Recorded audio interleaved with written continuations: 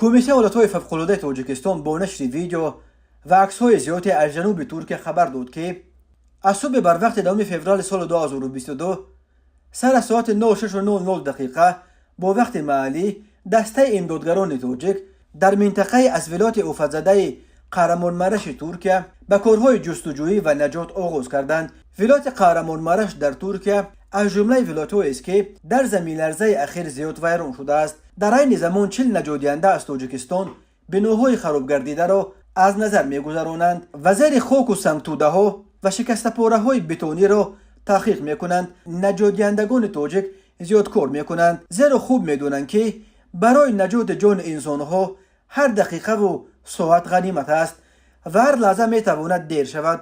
امدادگران تاجیک در این کار از تجهیزات نوی جستجویی و وسیله‌های تکنیکی زمانوی استفاده می‌کنند. شب 9 به 2 فوریه در شهر غازیان تپه رهبر گروه نجات بخشان تاجیکستان گنرال مایور سلیمان ایسوزاده با سردار ستاد برطرف‌سازی پیامدهای زلزله در این منطقه جناب یوسف ایسو ملاقات کرد. در این دیدار جانب ترکیه برای یاری و حکومت تاجیکستان اظهار سپاس نمود و همزمان مکانی که باید نجات دهندگان ما فعالیت کنند مشخص کرده شد. این شهر قهرمانمرش است که حالا همه نجات بخشان تاجیک در آن جایند و مشغول راه اندازی کارهای نجات می باشند.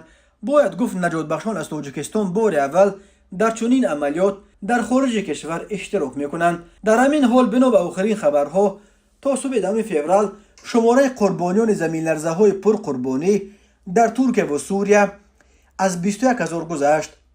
نایب پرزیدنت ترکیه فؤاد اقتای گفت در ترکیه کمش 18,342 نفر به هلاکت رسیدند. سوریه تا این ساعت درباره هلاکت دست کم 3,377 نفر خبر داده است. بنا به آمار اداره ولایت‌های فوق‌العاده ترکیه شماره هلاک شدگان در این کشور به 18,342 نفر رسیده است. 74,242 نفر جراحت برداشتند و تا این ساعت از مناطق آفت‌زده بیش از 75,000 نفر را به مکان‌های امن‌تر کوچاندند. در عملیات نجات در جنوب ترکیه 121,000 نفر اشتراک دارند.